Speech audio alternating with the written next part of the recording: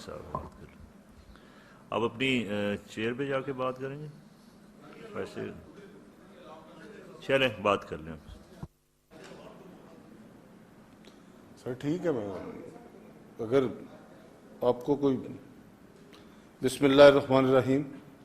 شکریہ جناب اسپیکر، آپ نے مجھے اس اہم موقع پہ، اور میں سمجھتا ہوں کہ یہ انتہائی ضروری اور اہم مسئلہ تھا. اس میں گلگت بلتستان، نبی صلی اللہ علیہ وسلم کی ذات کے جو خاکے بنائے جا رہے ہیں، لعنت ان لوگوں پہ، اس کا، اور خاص کر جو ابھی ایک FIR درج ہوئی ہے جس پہ حب الوطنی کے سرٹیفکیٹ بانٹنے والوں نے پتہ نہیں کس کس کو بغاوت اور غدار کا ذمہ دار قرار دیا ہے. یہ اس پہ بات کرنے کا آپ نے موقع دیا، بہت شکریہ جناب اسپیکر. میں سمجھتا ہوں کہ یہ وہ قتل کر کے مجھے ہر کسی سے پوچھتے ہیں، وہ قتل کر کے مجھے ہر کسی سے پوچھتے ہیں یہ کام کس کا ہے، یہ کام کس نے کیا. کل سے ایک FIR پرسوں سے درج ہوئی ہے، اور کل سے سارے ادارے اور سارے اسپوکس مین یہ کہہ رہے ہیں کہ یہ پتہ ہی نہیں کس نے کیا ہے. کیا اخلاقی طور پہ اس حکومت کے پاس، اس گورنمنٹ کے پاس یہ جواز رہ جاتا ہے کہ وہ اس ملک کا، اس اسٹیٹ کا وفاقی وزیر ہو، وہاں کا حکمران ہو، اور یہ کہے کہ مجھے پتہ ہی نہیں کس نے کیا. اگر ڈالر کی قیمت بڑھ جاتی ہے تو فرماتے ہیں مجھے پتہ نہیں کس نے بڑھا دیا. آٹا نہیں ملتا تو کہتے ہیں مجھے نہیں پتا آٹا نہیں ملتا. بھئی آپ کو کیا پتا آٹا کس طرح ملتا ہے؟ جناب اسپیکر، یہاں لاہور سے میرے دوست ایک بات کر رہے تھے مہنگائی کی. میں پاکستانی ہوں، پاکستان میں پیدا ہوا، اور مجھے جتنی محبت پاکستان سے ہے اس سے برابر بڑھ کے کشمیر سے. میرے لیے دونوں پاکستان ہیں. ہم پاکستان کی بھی نمائندگی کرتے ہیں، ہم پاکستان کے بھی یہاں سفیر ہیں، اور کشمیریوں کے وہاں سفیر ہیں. میں سمجھتا ہوں پاکستان اور کشمیر کا رشتہ لازوال ہے، کبھی نہ ٹوٹنے والا، ہمیشہ قائم رہنے والا. اور پاکستان، مجھے کسی کو حکومت کا تو نہیں پتا، میں راجہ صاحب آپ کو یقین سے کہہ سکتا ہوں کہ پاکستان کے 20 کروڑ لوگوں کے دل کشمیر کے ساتھ دھڑکتے ہیں، کشمیریوں کے ساتھ دھڑکتے ہیں.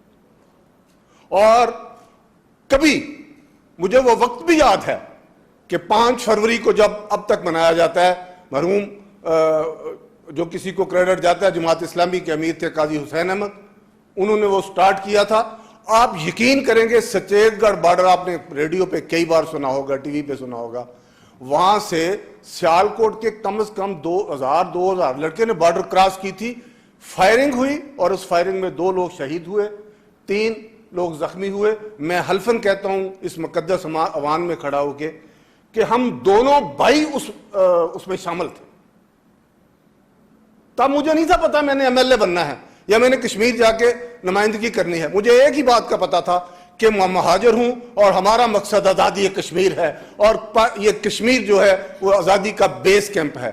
جناب اسپیکر، مجھے سمجھ نہیں آ رہی یہ کس کے ایجنڈے پہ عمل کر رہے ہیں.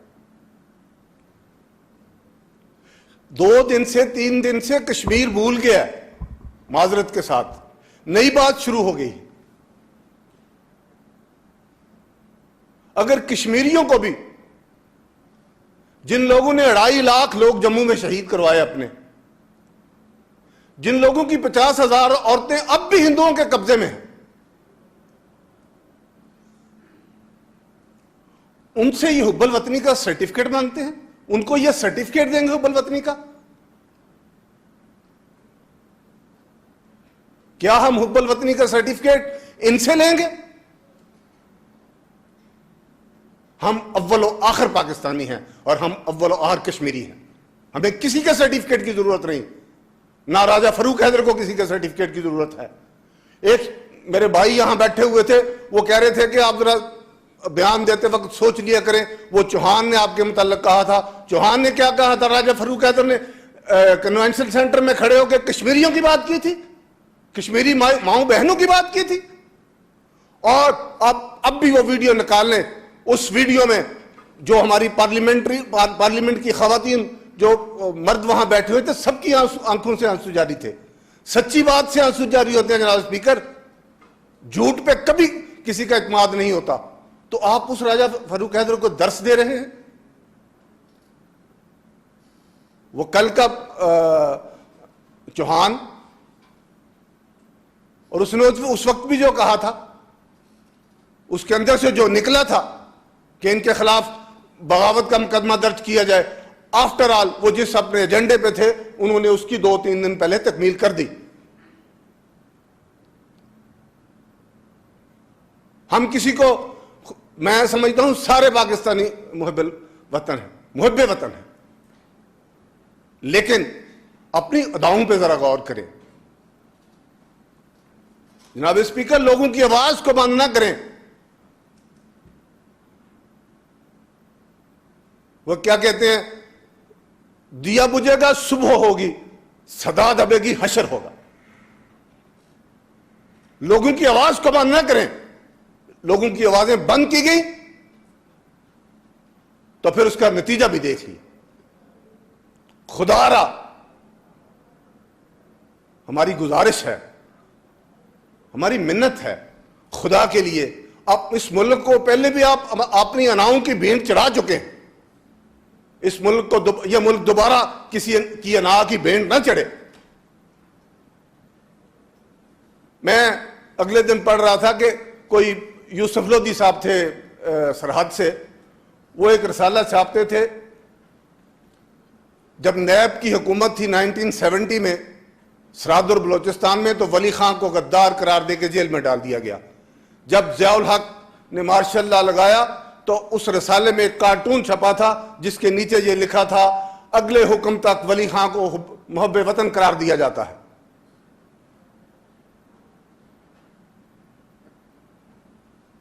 نہ کریں خدا کے لیے۔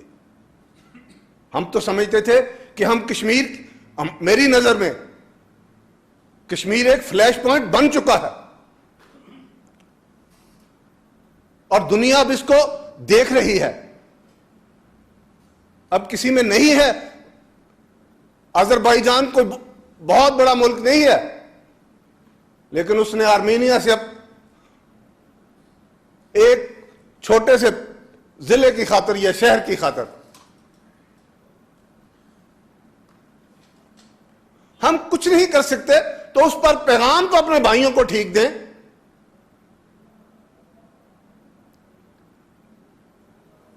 کیا وہ لوگ جن کے بچوں کے سامنے اس کے باپ اور نانا کو شہید کیا جاتا ہے، وہ کفن پاکستان کے جھنڈے کو بناتے ہیں اپنا، پتھروں سے لڑتے ہیں، اور ان کو آپ سرٹیفکیٹ دیتے ہیں، حب الوطنی کا سرٹیفکیٹ وہ آپ سے لینے آئیں گے؟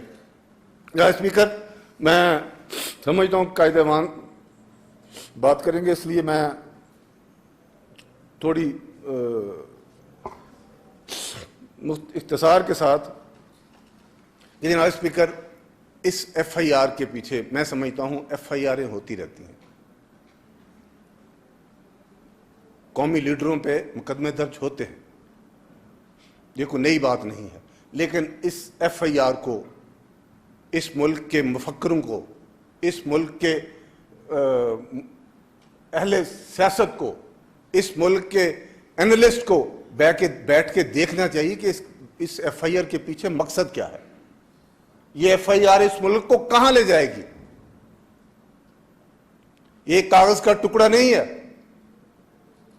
یہ بنیاد ہے کسی چیز کی، اور میرا اپنا یہ میری سوچ ہے کہ اس کے پیچھے کوئی نہ کوئی غلط حکمت عملی کار فرما ہے، اور اس پہ غور کر کے ان مفکروں کو، اگر اس میں 3 جرنیل بھی شامل ہیں، کوئی یہاں کر رہے تھے اداروں کی بات، اداروں کو تو کسی نے چھوڑا ہی نہیں، کسی کو کسی قابل چھوڑا ہی نہیں کہ اس کو کہہ سکے وہ ٹھیک ہے وہ غلط ہے، سب کو ملوث کیا ہے۔ یہ کس کا ایجنڈا ہے؟ یہ کس کے ایجنڈے پہ عمل کر رہے ہیں؟ اس لیے میں صرف ایک درخواست کے ساتھ کہ اس کو انتہائی سنجیدگی سے دیکھنا اور سوچنا چاہیے، اس کو محض تقریر اور محض تحریر سے نہیں، اس پہ غور کریں۔ اور میں ایک چھوٹی سی عرض کرتا چلوں، صرف ایک بات کا جواب دے جاتا ہوں पंजाब का 40% रकबा जो है ना उस पर गंदम काश्त होती है, काश्तकारी होती है। खुदा जानता है पंजाब की ये सूरत हाल है कि अब हम गंदम के बीज के लिए भी गंदम खरीदेंगे, और जो गंदम हमने घर से 1300 रुपये मन दी थी वो 5,000 का बैग खरीदेंगे। ये इस मुल्क की मईशत का हाल है। यहाँ कह रहे थे कि मियाँ नवाज शरीफ की तस्वीर लगती थी, मियाँ नवाज शरीफ तस्वीर लगाता था तो आटा भी 20 रुपये मन देता था, 50 रुपये मन देता था, आटा भी 700 रुपये मन देता था।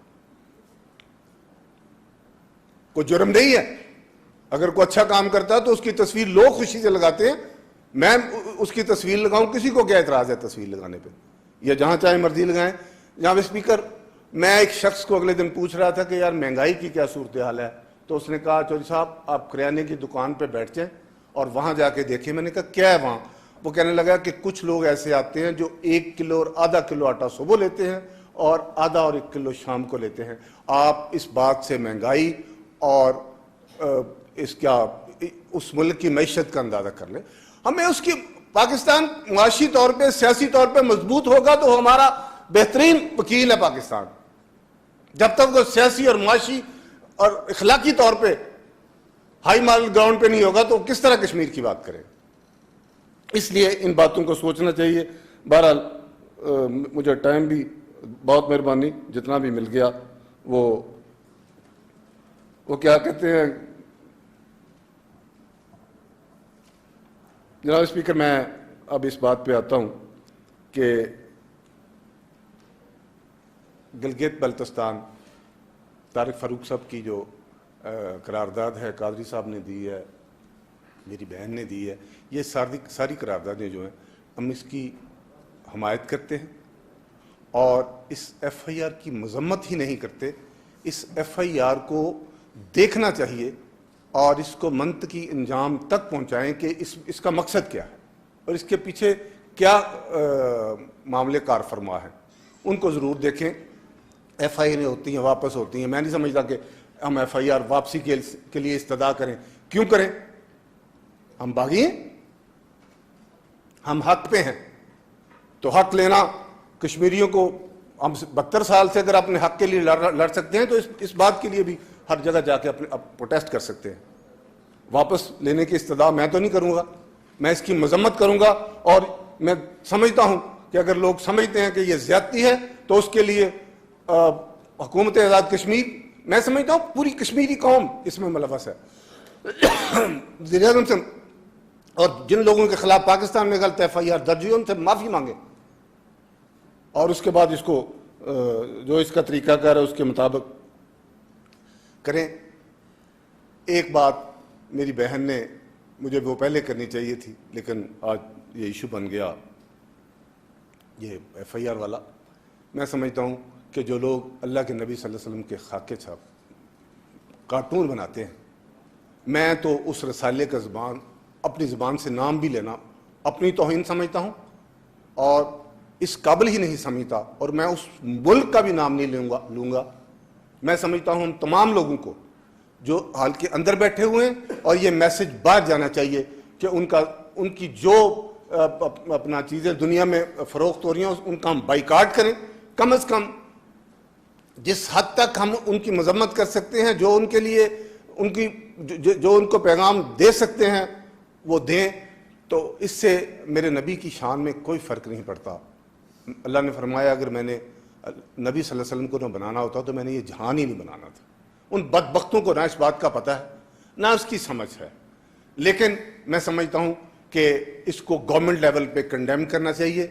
सिर्फ कंडेम ही नहीं, उनकी हर पूरी जो उनकी प्रोडक्ट है उनका बाइकाट करना चाहिए।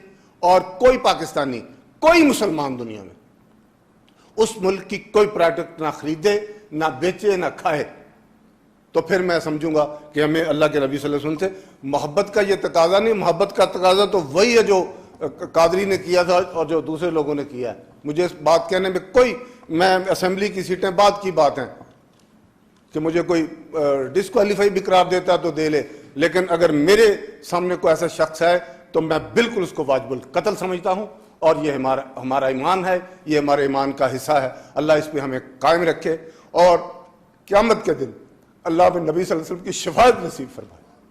واخر دعوانا الحمدللہ رب العالمین.